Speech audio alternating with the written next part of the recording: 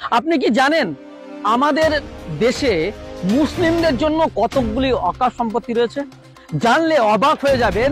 এত সম্পত্তি রয়েছে অকাপ বোর্ডের, যা শুধু সেই অকাবের সম্পত্তি দিয়ে যদি মুসলমানদের উন্নয়নের কাজে লাগানো হয়, সরকারি সহযোগিতা ছাড়াই মুসলিমরা স্বাবলম্বী হতে পারে।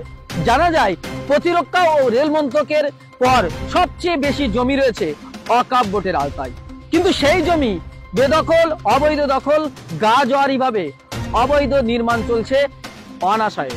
সেখানে সরকার এবং প্রশাসন নীরব দর্শকের মতো ভূমিকা পালন করছে।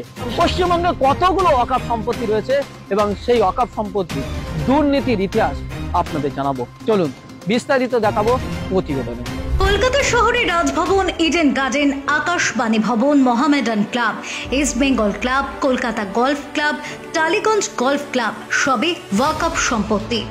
কলকাতার মোট ওয়াকফ সম্পত্তির পরিমাণ 2555 বিঘা। 1999 সাল পর্যন্ত সরকার মাত্র 199 টাকা ভাড়া দিত। মতোয়াল্লি মাওলানা আবুল বরকত সাহেব 99 বছর বয়সে মারা গেলে তার উত্তরাধিকারীকে 1 টাকাও দেয় না রাজ্য সরকার। বাংলা, বিহার, ওড়িশার নবাব আলীবর্দী খাঁর আমলে এই 2555 বিঘা জমি দান করে যান মুসলিমদের জন্য। কিন্তু মতোয়াল্লি ছিলেন মৌলানা মসিহুদ্দিন। সাচার কমিটির রিপোর্ট অনুযায়ী সমগ্র ভারতে 6 লক্ষ একর ওয়াকফ জমি রয়েছে। ভারত সরকারের প্রতিরক্ষা ও রেল মন্ত্রকের পর সবচেয়ে বেশি জমি রয়েছে ওয়াকফ বোর্ডের অধীনে। ওই জমি থেকে বছরে 12,000 কোটি টাকা আয় হতে পারে, যা মুসলিম সমাজের জন্য নানান উন্নয়নমূলক কাজে লাগানো যায়। কিন্তু সেই ধরনের কোনো উদ্যোগ ভারত সরকার বা রাজ্য সরকারগুলি দেখা যায়নি। কেবলমাত্র ভোটের সময় মুসলিম এলাকাগুলিতে এসে বিভিন্ন রাজনৈতিক দলগুলি তাদের মুসলিম নেতাদের দিয়ে মায়া কান্না করিয়ে নিয়েছে। তারপর ভোট ফুরানোর পর আর কাউকে দেখা যায় না। জানা যায় উত্তরপ্রদেশ ও পশ্চিমবঙ্গের সবচেয়ে বেশি ওয়াকফ সম্পত্তি রয়েছে। সাচার কমিটির রিপোর্ট অনুযায়ী পশ্চিমবঙ্গে ওয়াকফ সম্পত্তি রয়েছে প্রায় 1,48,200টি, যার মধ্যে মাত্র 23,000-এর মধ্যে সম্পত্তি রয়েছে ওয়াকফ বোর্ডের আওতায়। প্রায় 1,25,000 সম্পত্তির কোনো হদিশ নেই। তথ্য প্রমাণের ভিত্তিতে বলা যায় বাংলার ওয়াকফ সম্পত্তির সিংহভাগ মুর্শিদাবাদে, এরপর আছে দিনাজপুরে। কারণ মুর্শিদাবাদের নবাবদের সম্পত্তির 1/4 অংশ ওয়াকফ করে গেছেন। মুর্শিদাবাদে জেলা সদর বহরমপুরের পদে পদে রয়েছে ওয়াকফ সম্পত্তি। এছাড়াও লালবাগ, কাশিমবাজার, খোশবাগ, আজিমগঞ্জ, নিয়ামত কেল্লা, মতিঝিল, হাজারদুয়ারি প্রভৃতি ওয়াকফ সম্পত্তি। লখনৌ থেকে নবাবরা 24 পরগনার মেটিয়া ব্রুজে এবং বাংলাদেশ লাগোয়া দিনাজপুরে থাকতেন। আশেপাশের মৌজাগুলো তারা কিনে নিয়েছিলেন এবং পরবর্তীতে তা ওয়াকফ করেছিলেন, যার ফলে 24 পরগনা ও দিনাজপুরে ওয়াকফ সম্পত্তির পরিমাণ যথেষ্ট বেশি।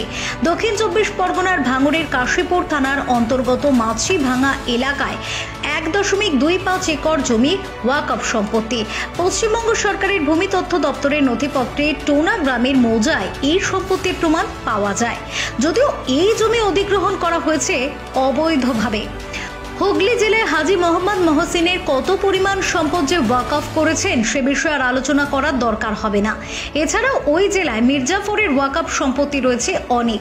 টালিগঞ্জের টিপু সুলতান মসজিদ ও তার লাগোয়া 200 কাঠা জমি, যা প্রিন্স গোলাম মোহাম্মদ ওয়াকফ স্টেট নামে পরিচিত, সেই সম্পত্তি 4-4টে মারোয়ারি ব্যবসায়ীর হাতে। ফারাক্কা বিদ্যুৎ প্রকল্প ও ব্যারেজ তৈরিতে ওয়াকফ সম্পত্তি দখল হয়েছে। পার্ক সার্কাস মার্কেট সম্পূর্ণ ওয়াকফ সম্পত্তি। এই সম্পত্তি কলকাতা কর্পোরেশন অনিল আম্বানিদের দিয়েছে। ওই মার্কেটের গেটে যে বোর্ড আছে তাতে কলকাতা পৌরসভা লেখা রয়েছে। ওয়াকফ সম্পত্তির দুর্নীতির সাথে যে বোর্ডের উচ্চপদস্থ আধিকারিকরা জড়িত তা কিন্তু বারবার প্রমাণিত। সরকারি রিপোর্টও তাই বলছে।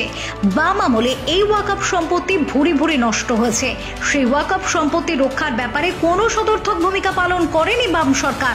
বর্তমান শাসক দল তথা তৃণমূল কংগ্রেসের সময়কালে ওয়াকফ দুর্নীতি আরও বেড়েছে এবং ওয়াকফ সম্পত্তি বেদখল বেড়েছে। শাসকের সহযোগিতায় অবৈধভাবে বিক্রি করা হয়েছে ওয়াকফ সম্পত্তি। পশ্চিমবঙ্গের ওয়াকফ বোর্ড অভিযুক্তদের বিরুদ্ধে ব্যবস্থা নেওয়ার পরিবর্তে অভিযুক্তদের সঙ্গে সমীহা করে চলছেন।